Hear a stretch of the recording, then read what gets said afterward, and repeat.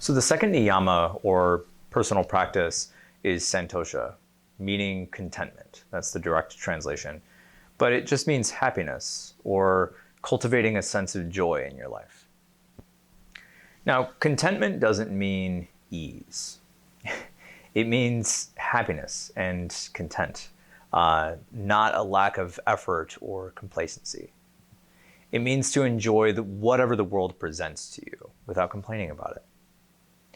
So the question that I often get when we discuss santosha or contentment is, can you be satisfied or unsatisfied, I should say, and practice santosha? And the answer is yes. So let me explain.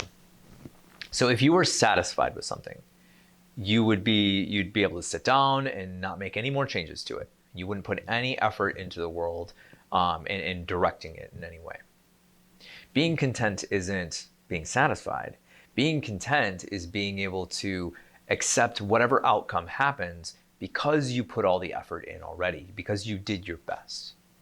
So contentment does not mean satisfaction. It's really explained well. I think it's explained well by looking at its opposite. So the opposing force of contentment is desire.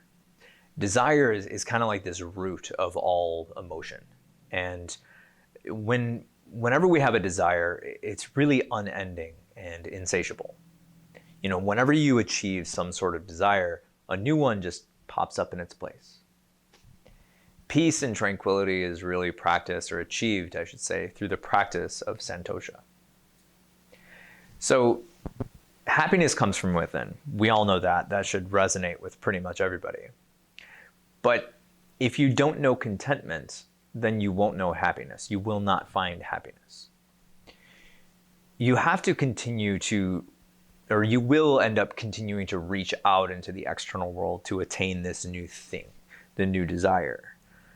Then you found some sort of satisfaction for the moment, but then you follow that up with a new desire. And that cycle continues and goes on until you begin to attach and begin to identify with all these things that you've been desiring, these material things, statuses, the list goes on and on and on. So you can have all the things in the world, but if you don't have contentment, if you don't practice santosha, then you're not going to be happy. Those who are truly happy are happy no matter what situation they're in. So learn to live in the world, yet remain above it. That's the lesson of santosha.